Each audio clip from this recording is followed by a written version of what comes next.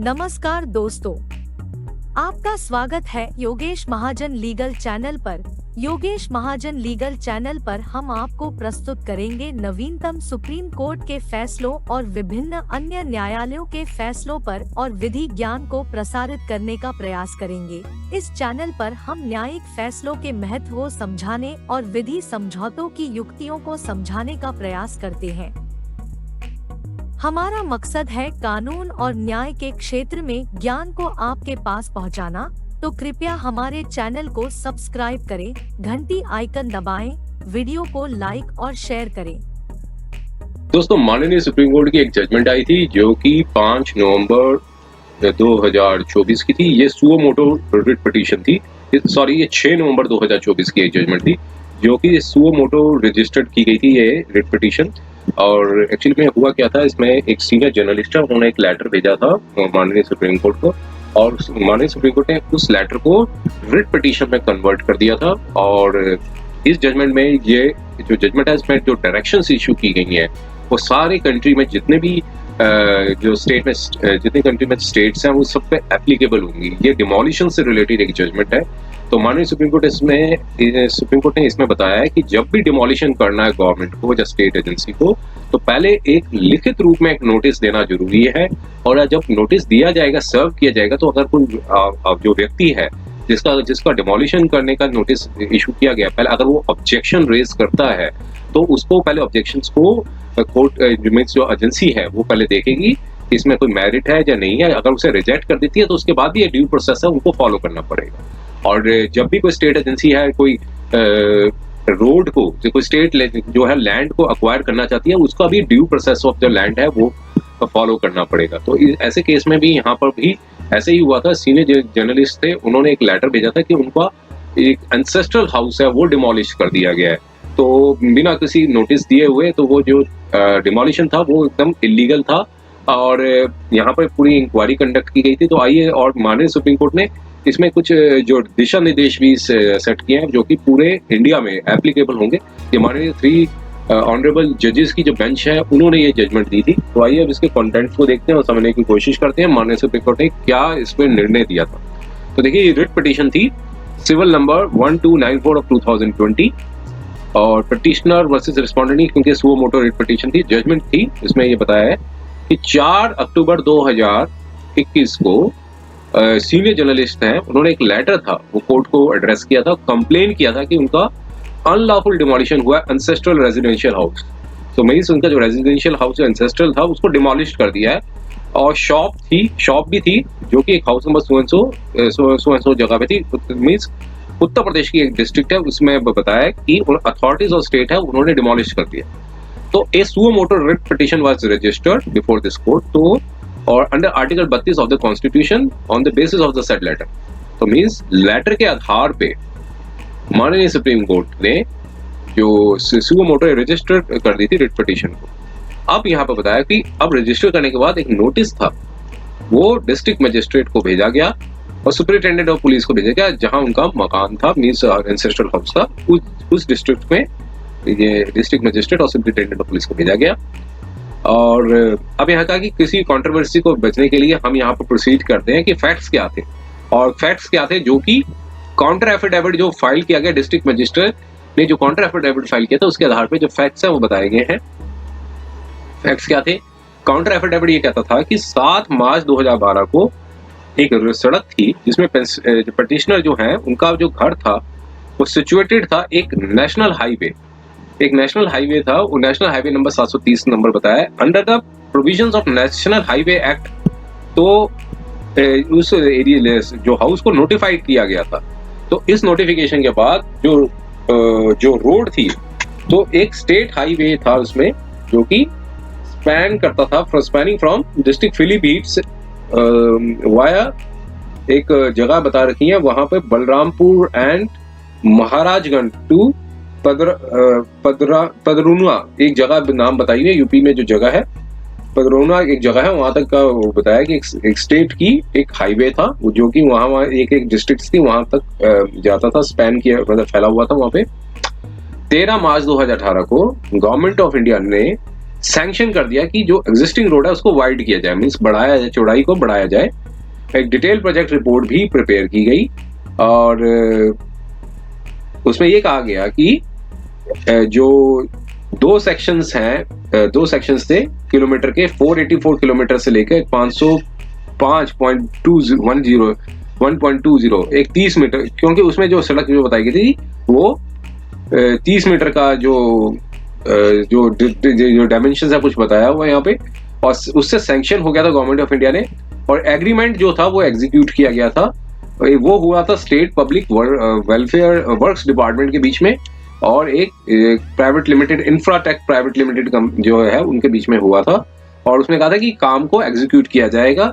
और work order ये कहता था कि जो वर्क जो कमेंस हुआ था वो 18 फरवरी 2019 से हुआ था और कंक्लूड हो गया था 17 फरवरी 2020 को, मींस एक साल के आसपास पूरा चला था प्रोजेक्ट। और work, sorry not project, work काम था। जो कॉन्ट्रैक्ट ने कहा कि जून 2019 में यहाँ से ये इमर्ज आउट हुआ कि जो रास्ता था, आइडेंटिफाइंग द राइट ऑफ वे, वो इसमें टोटल स्ट्रेंथ थी 21.120 किलोमीटर, जो कि 4 किलोमीटर जो स्ट्रेच पे फैला हुआ था महेंद्रगढ़ टाउन में। और उसमें ये भी कहा गया कि पटिशनर का जो जो कई व्यक्तियों में से एक पटिशनर भी थे जिन्होंने लैंड जो है इंक्रोच की हुई थी NH 730 पे।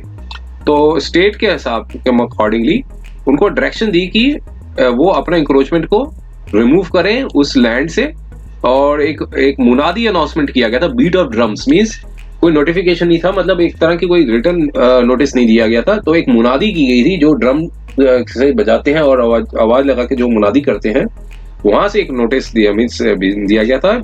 और जून 2019 से लेकर बिटवीन अगस्त 2019 एंड 30 अगस्त 2019, तो यहाँ पर पूरा बताया हुआ है। और एंड 1 सितंबर से लेकर 6 सितंबर 2019, तो यहाँ पर एक जो समय में जो मुनादी की गई थी उसका बारे में बताया गया है यहाँ पे।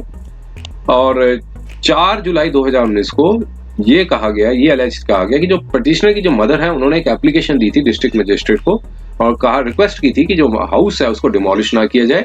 और एक इंटरिम ऑर्डर था जो कि 14 नवंबर 1975 का था, जो 1975 का था, जिसमें high court of judicature of Allahabad में हाई कोर्ट ने एक रिट पिटीशन थी, वो उसका जो टाइटल सो था वो मींस उसमें ये बताया हुआ था कि इंटरिम ऑर्डर में हाई कोर्ट ने एक नोटिस दिया था रिट पिटीशन में और डायरेक्शन दी थी कि जो पटिशनर का जो हाउस है उसे डिमोलिश नहीं किया जाना चाहिए, except in accordance with some statutory provisions of law, और and after giving to the petitioner a reasonable opportunity of show cause until further order. तो इस प्रकार का जो है स्टे था वो लगाया गया था कि डायरेक्शंस दी थी, इंटरिम जो डायरेक्शन थी वो इंटरिम ऑर्डर ये दिया था।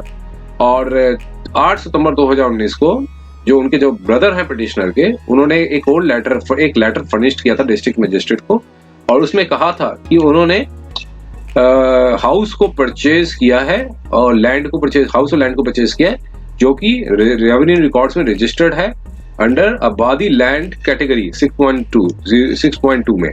और हाउस जो है वो जो हाउस है वो उसके जो 3 मालिक हैं, को ओन्ड बाय 3 पर्सन्स। और लेटर ने ये कहा कि रिट पिटिशनर जो है, उस लेटर में ये भी कह दिया गया कि जो रिट पिटिशन थी वो डिसमिस हो गई थी डिफॉल्ट पे।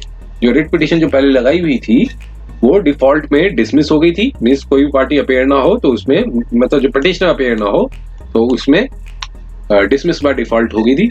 और लेटर ने फर्दर स्टेट किया कि जो हाउस था जिसे डिमोलिश करना था,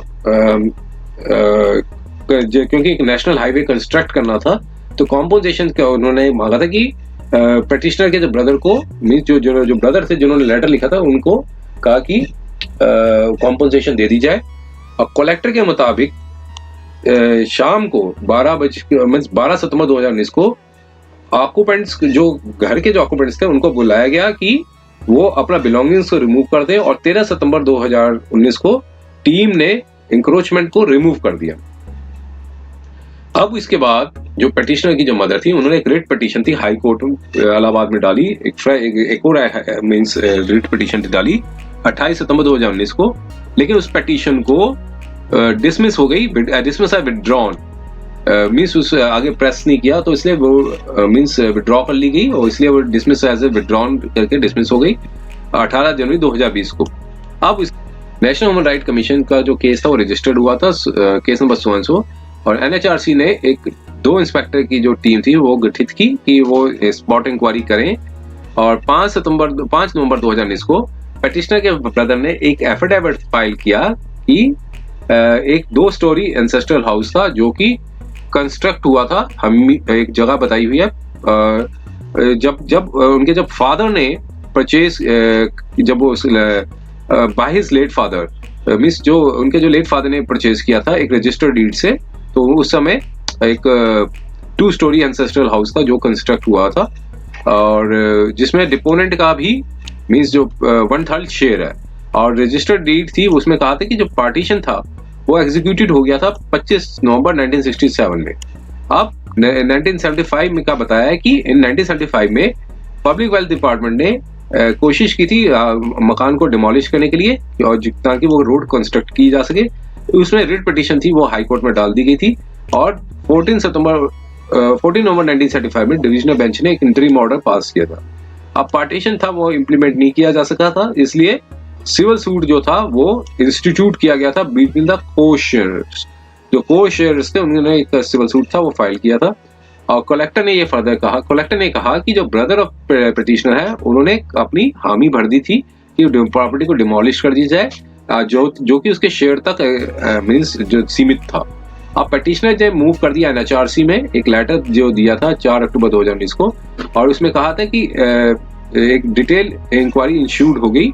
एनएचआरसी ने एक डिटेल इंक्वायरी के लिए बोला था। Inquiry culminated in report, inquiry की जो रिपोर्ट बनी थी 3 फरवरी 2020 में, और वहां पे एनएचआरसी ने ये कंक्लूड किया कि क्या कंक्लूड किया उसका बताया कि जो पहले चीज कोई भी नोटिस नहीं दिया गया था डिमोलिशन का, एक पब्लिक अनाउंसमेंट की गई थी एक लाउड स्पीकर से, जैसे वो मनादी का बताया गया था। हाउस जो पिटिशनर का था जो कि कंप्लेनेंट थे एनएचआरसी में, वो एक कंस्ट्रक्ट हुआ था उस लैंड पे जो उनके ग्रैंडफादर ने परचेज की थी 1960 से लेकर एंड 1964 में। स्पॉट इंस्पेक्टर्स ने और जो मेजरमेंट की थी वो रेवेन्यू डिपार्टमेंट ऑफिशियल्स ने की थी in the presence of NHRC inquiry team के मौजूदगी में वो इंस्पेक्शंस हुई थी। मेजरमेंट जो है रेवेन्यू डिपार्टमेंट ने किए थे इन the presence of NHRC team, और वहां से रिवील्ड किया कि जो इंक्रोचमेंट थी गवर्नमेंट लैंड की वो थी 3.70 मीटर इन लेंथ। तो मीन्स सरकारी जमीन को 3.70 मीटर का जो है वो इंक्रोचमेंट किया हुआ था, और डिमोलिशन जो है वो वहां तक मीन्स उस एक्सटेंट तक जो करना जस्टिफाइड था, क्योंकि जो लैंड जो थी वो 16 मीटर वाइड रोड में आ रही थी। अब यहाँ पर जो हाउस था वो डिमोलिश कर दिया गया था, 3.70 मीटर से भी आगे भी डिमोलिश कर दिया था, और एक्चुअल डिमोलिशन जो हुआ था वो बल्कि 5 से 8 मीटर के बीच में इसका डिमोलिशन हो गया था। मीन्स उन्होंने इंक्रोचमेंट का जो बताया है 3.7 मीटर तक की थी, लेकिन जो डिमोलिशन था वो 5 से 8 मीटर तक का हो गया था। अब कोई भी कॉम्पनसेशन थी वो प्रॉपर्टी की जो डिमोलिशन की जो हुई, तो कोई भी किसी प्रकार की जो आर्थिक सहायता नहीं दी गई थी, और डिमोलिशन जो एक्शन था वो कमेंस हुआ था 7 जुलाई 2019 को, और फिर दूसरा 13 सितंबर 2019 को। जो घर था वो 16 मीटर जो है वो रोड से सेंटर पे था और उसको डिमोलिश कर दिया गया था। वीडियो क्लिप थी वो प्रोवाइड की थी NHPWD ने उन्हें रिवील्ड की थी कि जो हाउस होल्ड्स थे, जैसा बताया है कंप्लेनेंट ने, वो भी उसी में घर में थे जब डिमोलिशन का जो काम चल रहा था। अब फाइंडिंग्स ऑफ एनएचआरसी इंडिकेट करती थी कि जो हाईएस्ट डिमोलिशन हुई थी वो 3.7 मीटर तक होनी चाहिए थी। वो एनएचआरसी के मुताबिक वो जस्टिफाइड थी, क्योंकि वो इंक्रोचमेंट की लैंड में आई थी इस, और लेकिन यहाँ पे वहाँ पे एनएचआरसी ने ये बताया था कि इसमें कोई जस्टिफिकेशन नहीं था कि मकान को 3.70 मीटर से आगे तोड़ा जाए, डिमोलिशन किया जाए। एनएचआरसी ने कंक्लूड कर दी कि गवर्नमेंट एजेंसी जो है वो मींस नाकामयाब रही किसी प्रकार का डॉक्यूमेंट लाने में कि वो सपोर्ट कर सके कि जो रोड थी पिटिशनर हाउस की वो 32 मीटर थी। पिटिशनर हाउस जो रोड जो था जो कि पिटिशनर के घर के सामने था वो 32 मीटर का था, 16 metre from east side of the centre of the road. अब revenue record and NHPD record ये बताते थे कि जो रोड जो विड्थ थी जो उनके घर के सामने थी वो 16 मीटर तक की थी, लेकिन डिस्ट्रिक्ट एडमिनिस्ट्रेशन और ऑफिसर्स ने प्रॉपर्टी को डिमोलिश कर दिया बियॉन्ड द परमिसिबल लिमिट्स। जो परमिसिबल लिमिट्स के आगे भी उसको डिमोलिश कर दिया और 32 मीटर तक डिमोलिश कर दिया, 16 metre from centre and means 16 metre of the centre from both side of road, तो विदाउट अथॉरिटी ऑफ लॉ। तो यहाँ पर प्राइम फेशिया ये ओपिनियन को एनएचआरसी ने दिया कि ह्यूमन वायलेशन हुआ है ह्यूमन राइट्स का, और जो वो एस्टेब्लिश्ड हो गया है means was and his family was established. Prime fascia जो वायलेशन है वो एस्टेब्लिश्ड हो गई है। एनएचआरसी ने नोटिस दिया सेक्शन 18 सब पार्ट ए सब part 1 of P prevention of human rights act के तहत उत्तर प्रदेश गवर्नमेंट को और चीफ सेक्रेटरी के थ्रू दिया कि शो कॉज दिया, मांगा कि क्यों इंटरिम कॉम्पोजिशन जो है वो नहीं दी जानी चाहिए पिटिशनर को, और direction the director general of police को कि वो रजिस्टर करें एफआईआर जो पिटिशनर की अगर कोई कंप्लेंट है उस पर, और इन्वेस्टिगेट और जो इन्वेस्टिगेशन जो है वो सीबीसीआईडी द्वारा की जाए। चीफ सेक्रेटरी को डायरेक्शन दी कि वो डिपार्टमेंट ऑफ प्यूनिटिव एक्शन ले जो इरेंट ऑफिसर्स थे डिस्ट्रिक्ट एडमिनिस्ट्रेशन के, पीडब्ल्यूडी या पुलिस के, जिन्होंने डिस्पोजेस कर दिया था पिटिशनर और उनकी फैमिली को, और नॉट इंटायर नहीं है पिटिशनर एंड हिज फैमिली। तो इस डायरेक्शन के बाद गवर्नमेंट ऑफ उत्तर प्रदेश ने कम्युनिकेशन दी 21 अप्रैल 2020 को, और कम्युनिकेशन जो थी वो फ्लैग थी grievance of the state government की जो स्टेट का जो वर्जन था वो एडुकेटली नहीं सुना गया एनएचआरसी द्वारा, और साथ में ये भी कहा कि सेपरेट इंक्वायरी होनी चाहिए जिसे कंडक्ट किया गया था कमिश्नर बस्ती डिवीजन बस्ती। फर्स्ट रिपोर्ट थी एनएचआरसी की, वो फॉलोड बाय एक ऑर्डर आया था 6 जुलाई 2020 को, और रिकमेंडेशन भी इशू हुई थी चीफ सेक्रेटरी को गवर्नमेंट ऑफ उत्तर प्रदेश को, ताकि वो एक कॉम्पनसेशन है 5 लाख की वो पिटिशनर को दें जो उनको लॉस हुआ है। और चीफ सेक्रेटरी और डायरेक्टर जनरल पुलिस को कहा कि वो एक कॉम्प्लायंस रिपोर्ट है वो सबमिट करें। एनएचआरसी ने ऑर्डर दिया था 6 जुलाई 2020 को, जो कि स्टेट ऑफ उत्तर प्रदेश ने चैलेंज किया था रिट पिटिशन द्वारा high court of judicature Allahabad. Writ petition जो है वो अभी भी पेंडिंग है, means pending before the high court. और एनएचआरसी की इन्वेस्टिगेशन के बाद तो इशू जो था वो इन्वेस्टिगेट किया गया था कमिश्नर बस्ती द्वारा, और फाइंडिंग्स ये थी कमिश्नर की, वो इन्वेस्टिगेशन रिपोर्ट में ये बताती थी जो 8 जुलाई 2020 की थी, उसको एक्सट्रैक्ट किया गया है यहाँ पे। वो सारा पूरा ये बताया उनकी जो रिपोर्ट थी कि जो वाइडनिंग ऑफ नेशनल हाईवे जो इन क्वेश्चन थी, तो डीपीआर डिटेल प्रोजेक्ट रिपोर्ट थी यहाँ पर उन्होंने प्रिपेयर नहीं की थी, और इसलिए correct assessment of availability of land जो था वो मींस बिना डीपीआर जो है वो डायरेक्ट जो प्रोजेक्ट रिपोर्ट के बाद भी एक करेक्ट असेसमेंट जो है वो की गई थी कि कौन सी जमीन अवेलेबल है और requirement etcetera on the spot as per rule. जब वाइडनिंग के दौरान रिटर्न नोटिस था वो इशू हुआ था, वो उसका सफिशिएंट टाइम देना था जिससे जो घर अफेक्टेड हुए हैं और अदर एस्टेब्लिशमेंट शॉप्स थी।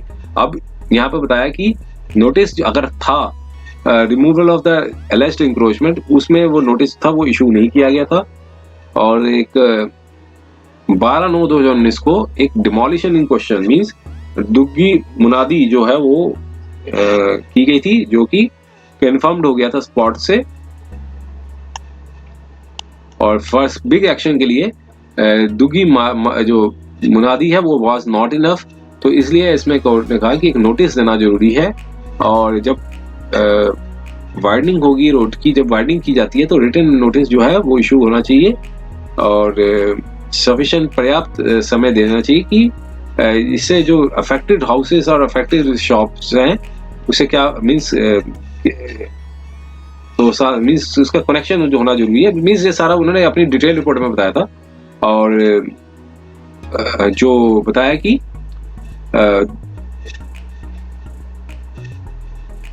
अब यहाँ पे कहा कि जब भी कोई बड़ा एक्शन होता है तो मुनादी जो है वो इनफ नहीं होनी चाहिए, तो इसलिए नोटिस इशू होना चाहिए इन राइटिंग में जो पर्सन अफेक्टेड है, और जो which has not been done और affected person as per the rules.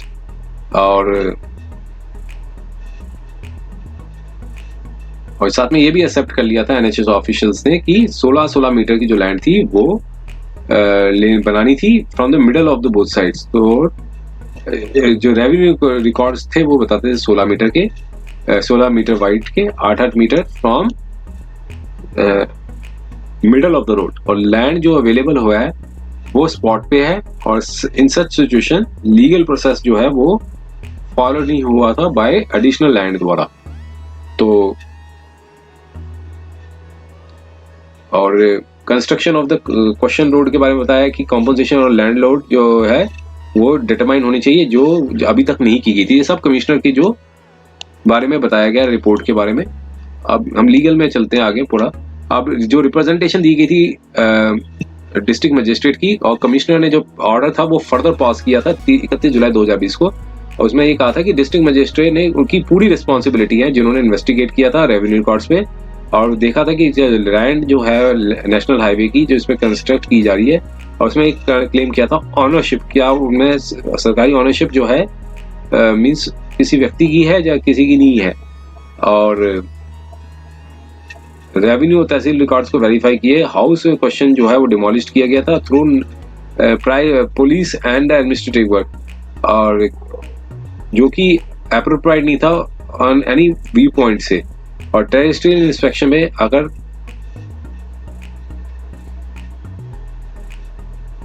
जो विड्थ ऑफ द रोड थी वो मींस साथ में ये बताया कि ये जो टेरिटोरियल इंस्पेक्शन होती है तो विड्थ ऑफ रोड जो है वो रिड्यूस हो चुकी होती है, और जो प्लेस है जहाँ कंप्लेनेंट हाउस लोकेट होता था वो भी मेंशन नहीं किया कि किस रोड लैंड मैप में है उनका घर।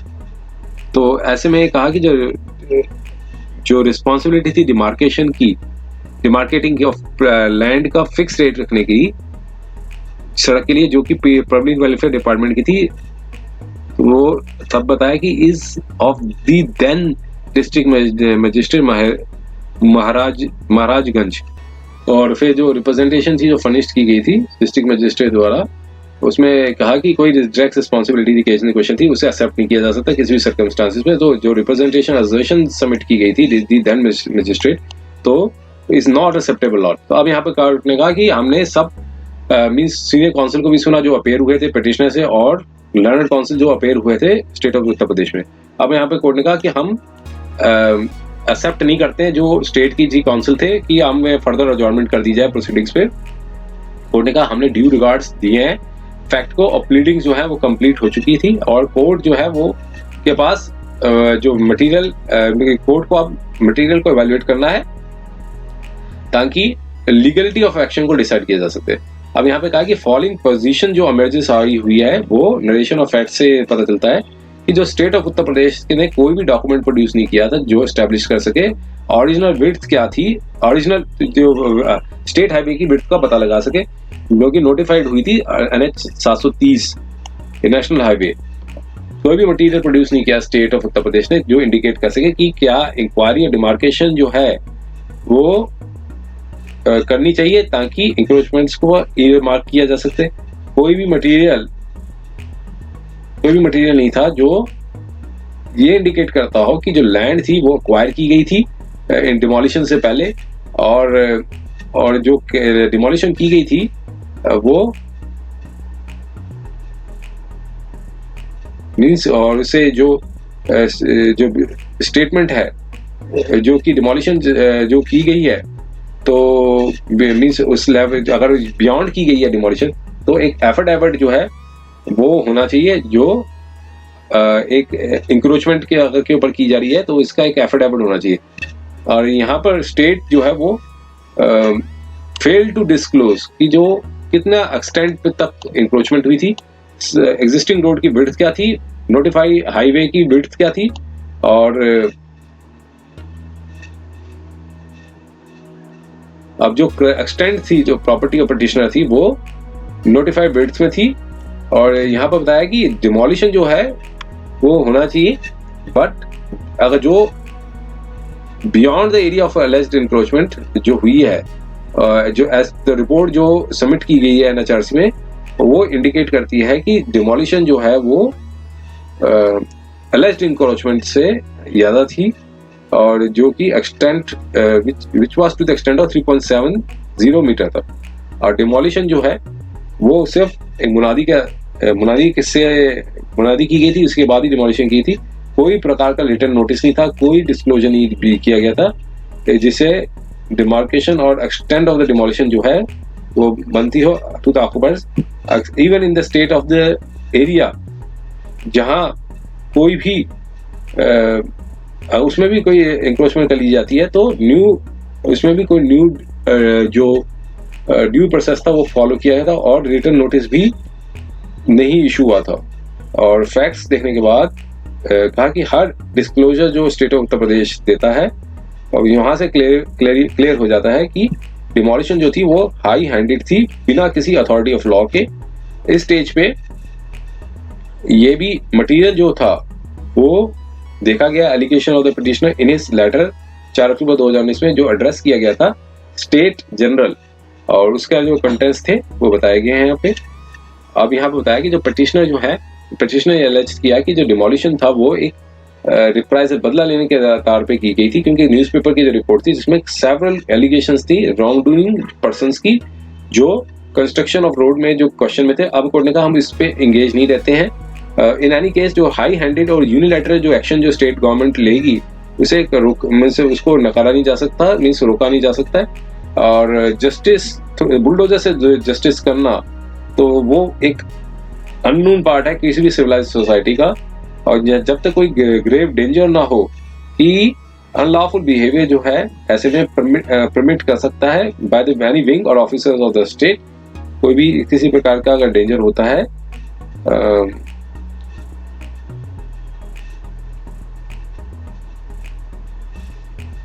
और demolition of the citizen property वो एक सेलेक्टिव रिप्रेजल के तौर पे की जाएगी फॉर एक्सट्रेनियस रीजंस पे। और सिटीजन वोट जो है वो थ्रॉटल नहीं किए जा सकते।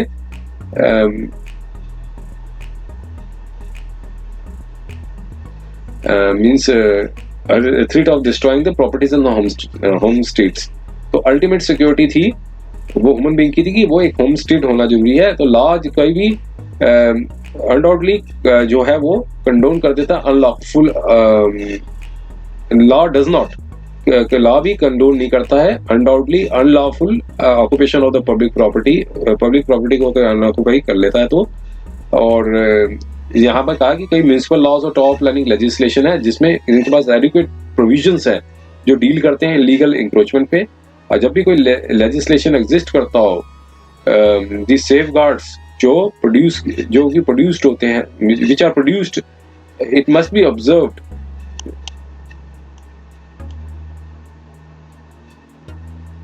जो कि फुलफिल होना चाहिए before taking action against the properties of the citizens.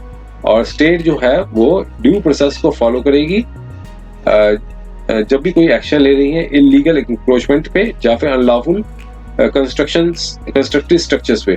Bulldozer justice जो है वो सिंपली अनएक्सेप्टेबल है under the rule of law. तो यहाँ पर अगर परमिट किया जाता है तो constitutional recognisation of the right to property under article 300 would be reduced to a dead letter. Officials of the state जो हैं वो कैरी आउट कर रहे हैं कैरी आउट द सैंक्शन और अनलॉफुल एक्शन मस्ट बी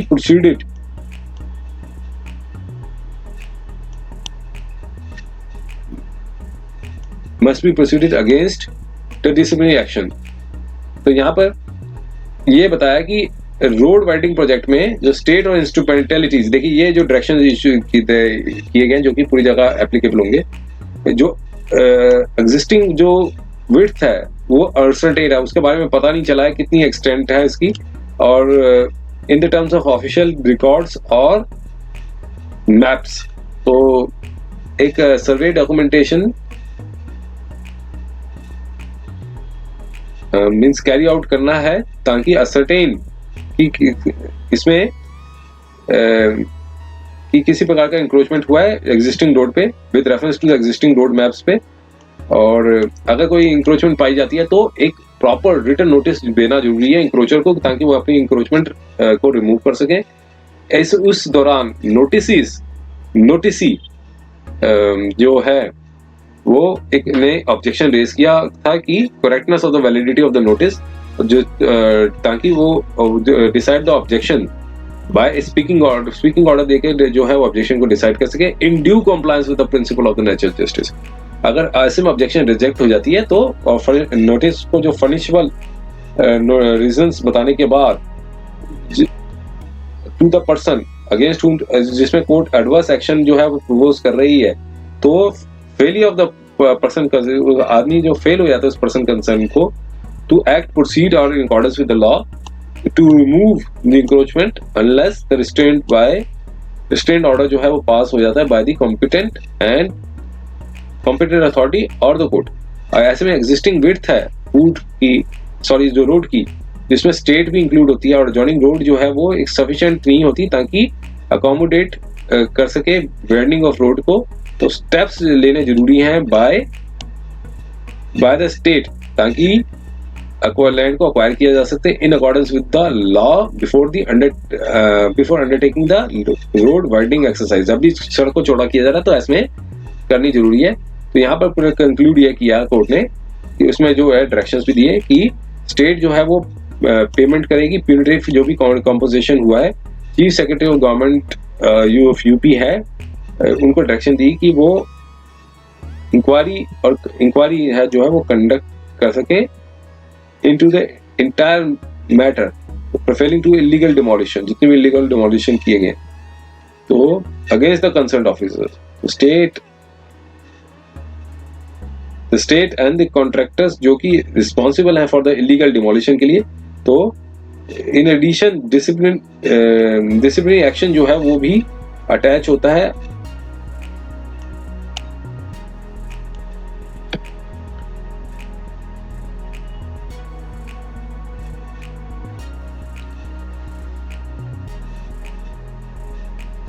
और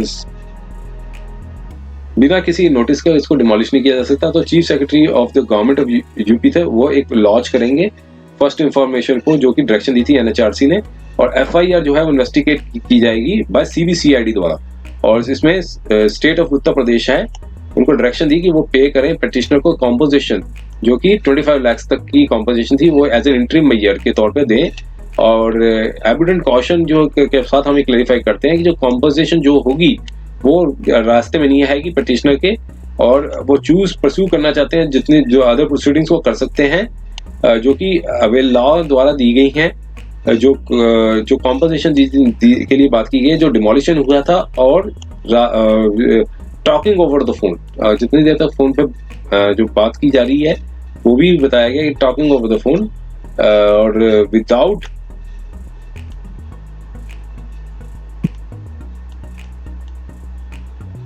द अथॉरिटी ऑफ लॉ। और फिर chief secretary of government Uttar Pradesh को कहा कि वो कंडक्ट करें इंक्वायरी को और सुटेबल एक्शन लें और पीनल मेजर्स लें ताकि इंश्योर कर सकें अकाउंटेबिलिटी ऑफ इंडिविजुअल ऑफिशियल्स को जो उन्होंने वायलेशन किया था, वायलेशन ऑफ द लॉ में कार्य किया था। और डायरेक्शन जो है इनिशिएट की कर लेनी चाहिए कि not later than period of 1 month, 1 महीने के अंदर करें from the date of this order. Disciplinary proceedings जो है वो कंप्लीट हो जानी चाहिए 4 मंथ के अंदर within 4 months of isolation. और रजिस्ट्रार जुडिशियल को कहा कि वो एक सर्कुलेट करें इस copy of judgement to the chief secretaries of the all the states, जितने भी चीफ सेक्रेटरीज हैं उनको ये सर्कुलेट करें ताकि इंश्योर कर सकें कि कॉम्प्लायंस है विद डायरेक्शंस जो इशूड हुए हैं in regards to the procedure to जो फॉलोड किया जाएगा for the purpose of road of widening on general. और ऐसे में जो रिट पिटीशन थी वो डिस्पोज कर दी और पेंडिंग एप्लीकेशन थी उसे भी डिस्पोज कर दिया। तो यहाँ पर ये रजिस्ट्रार जुडिशियल को कहा कि वो सर्कुलेट करें जो जजमेंट में बताया गया जितने भी चीफ सेक्रेटरीज हैं स्टेट्स के यूनियन टेरिटरीज को, ताकि इसका इंश्योर कॉम्प्लायंस किया जा सकते हैं जो डायरेक्शंस जो इशू किए गए हैं इन रिगार्ड्स टू प्रोसीजर जो फॉलो करना है for the purpose of the road. जो रोड को अगर चौड़ाई करनी है, लंबाई चौड़ाई करनी है इन जनरल, तो उसमें ड्यू प्रोसेस जो है वो फॉलो करें। तो ये जजमेंट आई थी 6 नवंबर 2024 को। उम्मीद है कि यह वीडियो आपको पसंद आया होगा।